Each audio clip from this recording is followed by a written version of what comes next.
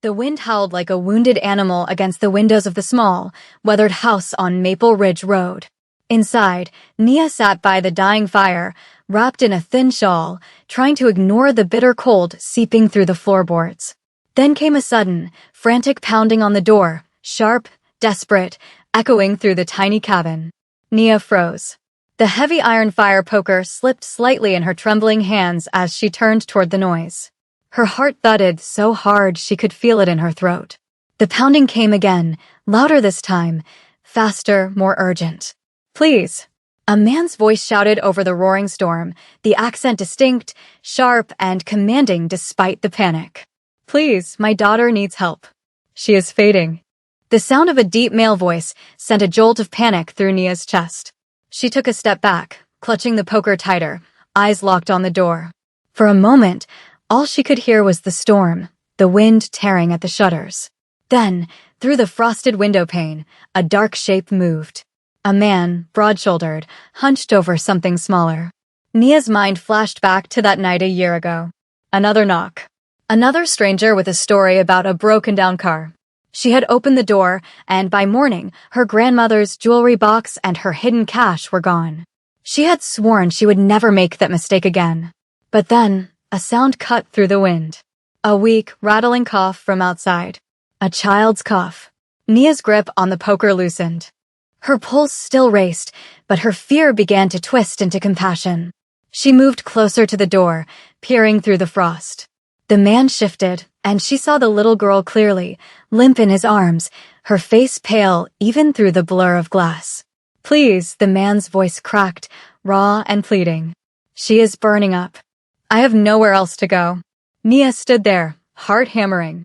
Every rational thought begged her to walk away, but the voice of her grandmother whispered from years ago, "Child, when someone needs help and you can give it, you give it. Don't let fear make you small."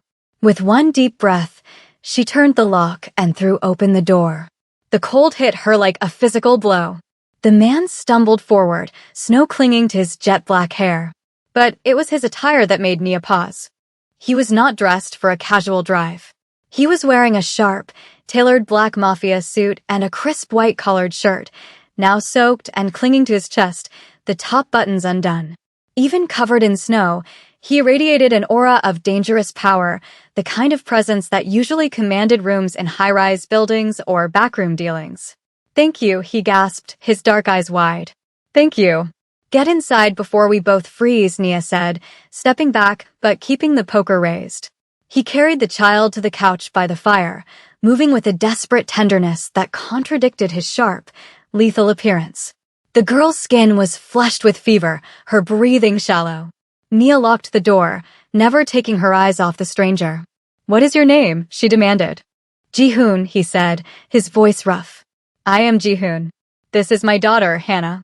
"Well, Ji-hoon, you better not make me regret this. Sit there. Don't touch anything. I have my phone right here, and I will call the police." Ji-hoon nodded, too exhausted to argue, though a flicker of irony passed through his eyes at the mention of the police. A man of his stature, a powerful Korean mafia boss, usually avoided the police for very different reasons. "I understand. I am not here to cause trouble. I just need Hannah to be safe." He peeled off his soaked suit jacket, revealing a white dress shirt that was nearly transparent with wetness, sticking to a muscular frame covered in tattoos that disappeared under his sleeves, markings of the syndicate. He wrapped the jacket around Hannah, but it was cold and damp. Nia watched him, studying his face. It was a hard face, angular and handsome, with eyes that looked like they had seen too much darkness.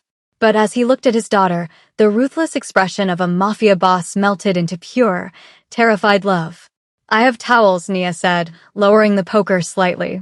"Stay there." She backed toward the linen closet, keeping her eyes on him. She grabbed an armful of towels and returned, placing them on the arm of the couch. "Take them slowly." Ji-hoon reached for the towels, moving with a deliberate, calculated grace, the movements of a man trained to strike, now repurposing his hands for care. "Thank you. I know you are taking a risk. You do not know who I am."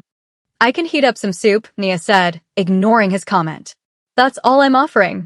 "That is more than enough," Ji-hoon said quietly, beginning to dry Hannah's hair with gentle hands. Nia went to the kitchen, but positioned herself where she could still watch them. She dumped a can of chicken noodle soup into a pot. As she stirred, she glanced back. Ji-hoon was murmuring to the girl in Korean, a soft, rhythmic sound. The tenderness in his movements reminded Nia of her own father, a man who had worked himself to the bone to keep their family afloat. It was strange to see such gentleness from a man who looked like he could snap a neck without blinking. The power had been out for 3 hours. The only light came from the fireplace and 2 emergency candles. The house felt small, intimate. Hannah sipped the soup slowly, her small hands wrapped around the mug. Ji-hoon helped her, his intense gaze softening every time she swallowed. "Why were you out in this storm dressed like that?" Nia asked finally. "You look like you were heading to a funeral. Or a very serious meeting." Ji-hoon looked up, his face drawn. "Business. I was in the city. There are complications in my line of work. I received a call that Hannah was ill at her boarding school, 2 hours north. I went to get her immediately. I thought we could make it back before the storm worsened. I was arrogant. In my world, I am used to controlling everything. I forgot I cannot control the weather. Where is her mother?" Nia asked, then immediately regretted it. "Sorry, that's not my business." "It is all right," Ji-hoon said, his voice devoid of emotion, his eyes darkening with a memory of violence and loss. "She died 3 years ago. It has been just us since then." Nia felt a pang of sympathy. "I'm sorry. I lost my father 5 years back. It leaves a hole that doesn't quite fill up." Ji-hoon nodded slowly. "Hannah is strong. Stronger than me. But nights like this, I feel I am failing her. I command thousands of men, yet I cannot stop the snow." "You're here," Nia said firmly. "You're keeping her warm. That's not failing." They fell into a silence that was less tense now. Hannah finished her soup and curled up against her father's side. Ji-hoon stroked her hair, his eyes heavy. Nia walked to the back room and returned with a thick, patchwork quilt. "Here. It was my grandmother's. It's warm." Ji-hoon looked at the quilt, then at Nia. For a moment, the guarded expression of the Mafia Boss cracked. "This is handmade. Valuable. She needs to stay warm," Nia said. "Take it." Ji-hoon accepted the quilt. His hand brushed Nia's as he took it, and a spark of electricity seemed to jump between them. He held her gaze for a second too long. "Thank you. You have a kind heart, Nia. In my life, kindness is a rare currency." "Just get through the night," she said, looking away. She settled into the armchair, determined to stay awake.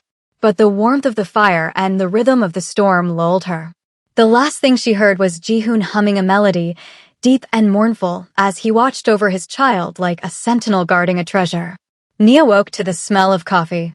The storm had passed, leaving the world outside buried in white silence.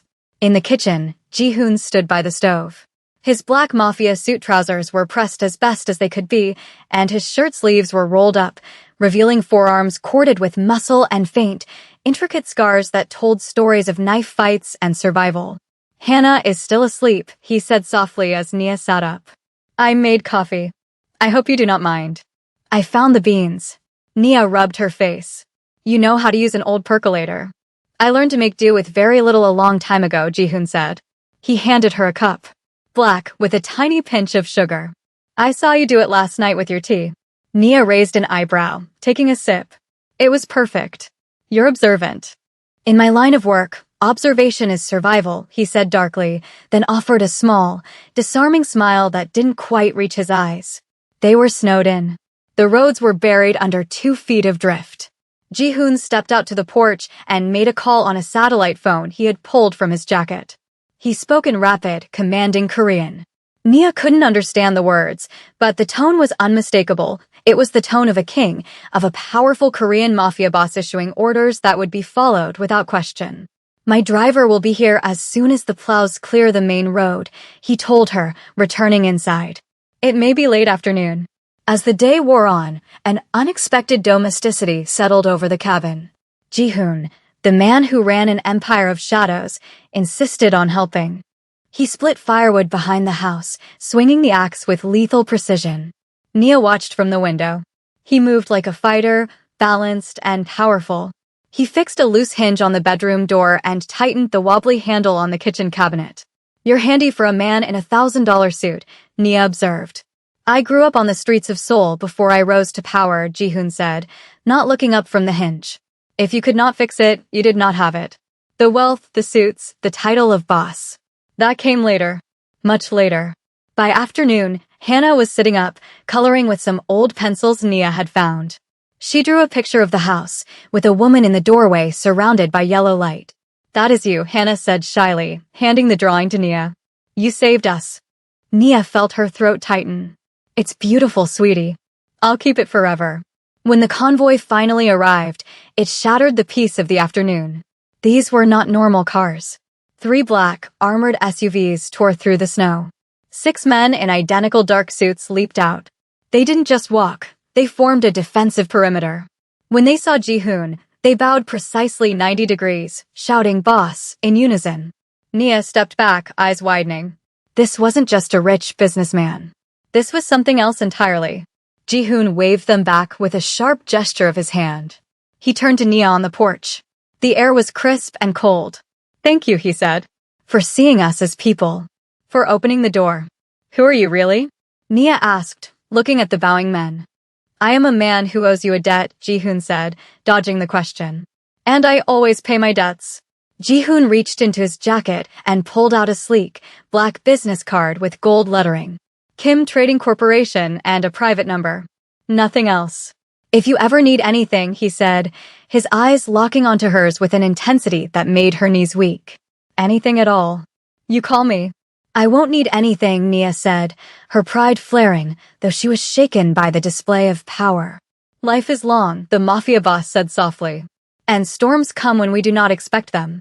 He looked at her for a moment longer, as if memorizing her face, then turned.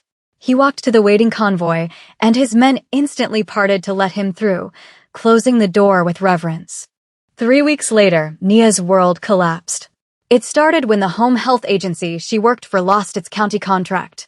Nia was laid off effective immediately. 2 days later, the diner where she picked up evening shifts closed down due to the owner's bankruptcy. Nia hustled. She applied everywhere. But the bills piled up faster than the callbacks. The heating bill came due. The roof developed a leak. She sold her grandmother's china. Then the dining table. Then her father's tools. 6 weeks later, Nia sat in her cold kitchen, staring at a shut-off notice from the electric company. She had $12 in her bank account and a jar of peanut butter in the pantry. Her pride had kept her going, but pride couldn't heat the house. She remembered the black card.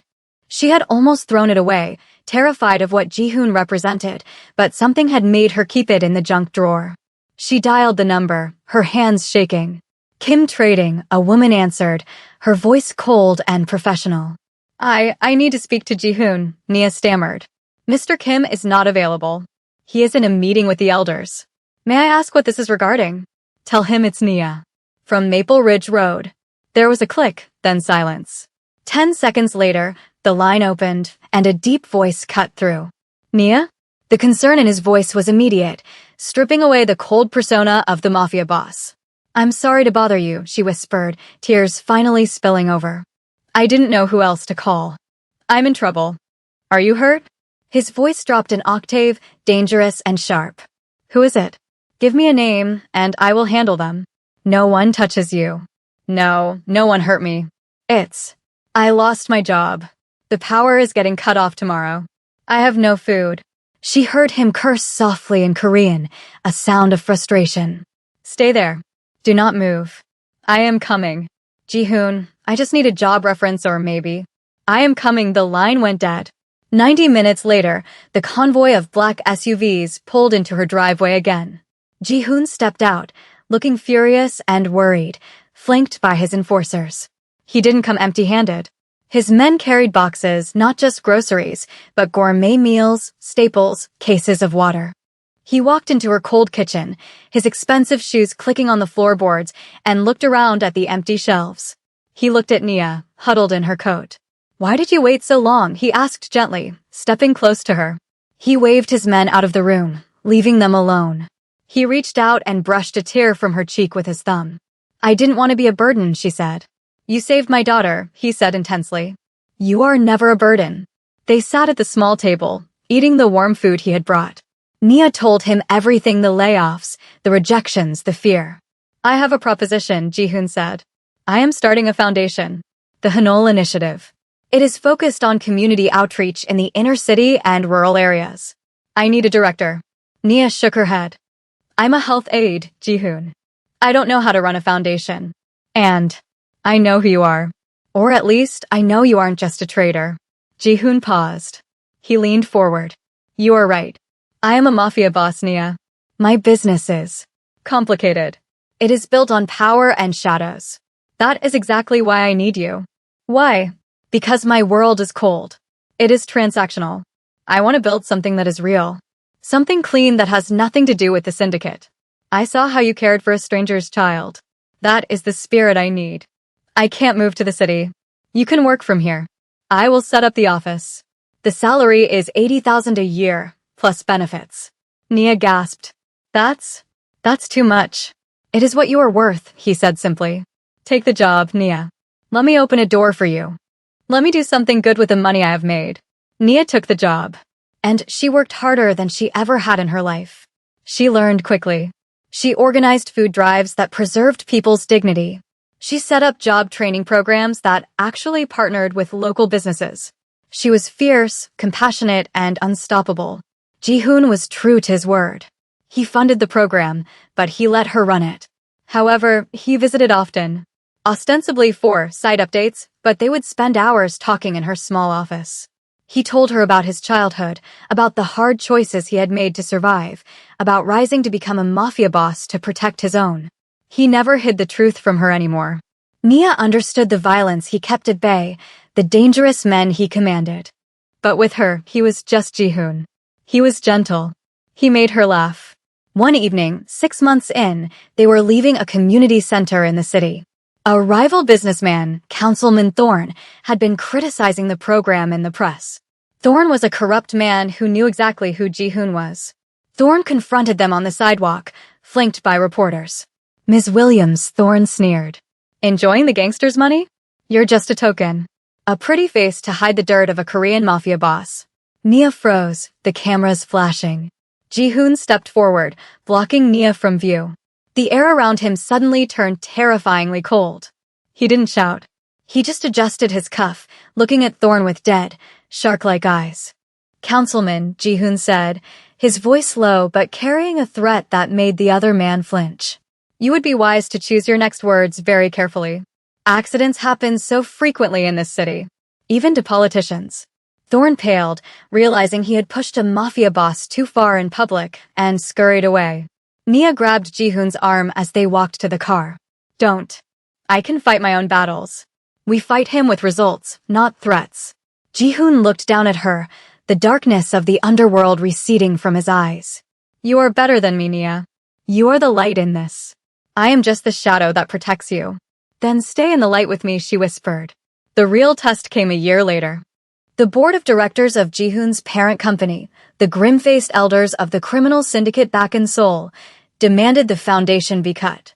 They said it was drawing too much attention to their legitimate fronts, that it was a waste of resources. Ji-hoon summoned Nia to his office in the city. It was a glass fortress high above the streets, guarded by armed men. They are pulling the funding, he said, his back to her, looking out over the city he ruled. What? We have helped 300 families. Nia cried. We can't just stop. The syndicate does not care about families. They care about anonymity and profit, he turned to face her. I have resigned from the board of the syndicate's legitimate front. Nia stared. You walked away? Can a mafia boss just walk away? I separated the foundation. It is now independent. I have put my personal fortune, my own money, not the family's money into it. It is smaller, but it is ours. No one can touch it. No one can shut it down. Ji-hoon, that's millions of dollars. You risked your position with the elders for this. He walked around the desk and stood before her. I did not do it for the foundation. I did it for you. I could not watch you lose the thing you built. I would burn my empire down before I let you fail. Nia looked at him, really looked at him. She saw the man who had knocked on her door in a blizzard, the father who loved his daughter, the man who had saved her life. We have to testify, she said suddenly.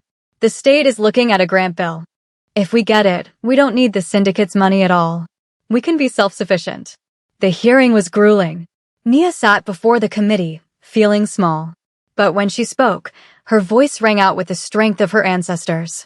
She didn't use jargon. She told stories. She told them about the mechanic who got his tools back, the mother who found childcare. She told them about the night of the storm. We judge people by their titles, she told the senators, glancing at the press who called her partner a criminal. By their clothes. By where they come from. But character is what you do when the storm hits. This program gives people a shelter from the storm. It gives them a chance to be who they really are. She looked at Ji-hoon, sitting in the back row, surrounded by his security detail, watching her with intense pride.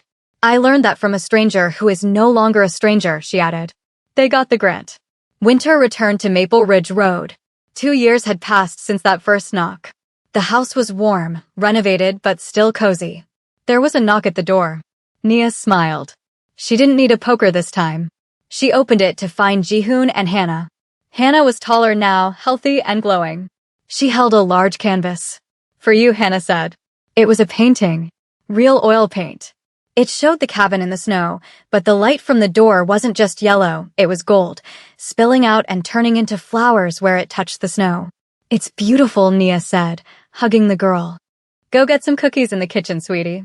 I made the ginger ones you like. Hannah ran off. Nia turned to Ji-hoon. He stood on the porch, snowflakes catching in his dark hair. He was wearing a heavy wool coat over his black mafia suit today. We did it, he said softly. The program is safe. The community is thriving. You did it, Nia corrected. No, he stepped closer, entering her personal space. The air crackled between them. I was lost in the dark, Nia. I had power, money, fear. I was a mafia boss with everything but a home. You opened the door. I'd open it again, she whispered. Nia, he said, his voice dropping to that rough, intimate register. I am tired of the city.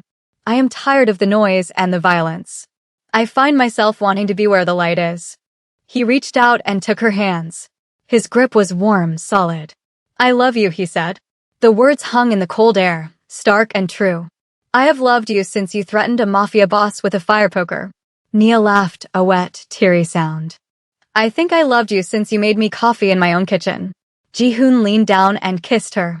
It was a kiss like the storm, powerful, overwhelming, and inevitable. When he pulled back, he rested his forehead against hers. I am a dangerous man, Nia, he murmured.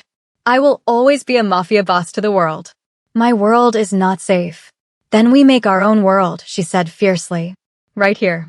She pulled him inside and closed the door against the cold, shutting out the wind, the past, and the fear.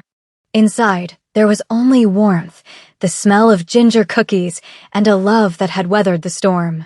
Nia Williams, the woman who had once been ready to give up, looked at the man who ruled a dark empire and realized that the greatest power wasn't fear or money. It was simply the courage to open the door. Join us to share meaningful stories by hitting the like and subscribe buttons. Don't forget to turn on the notification bell to start your day with profound lessons and heartfelt empathy.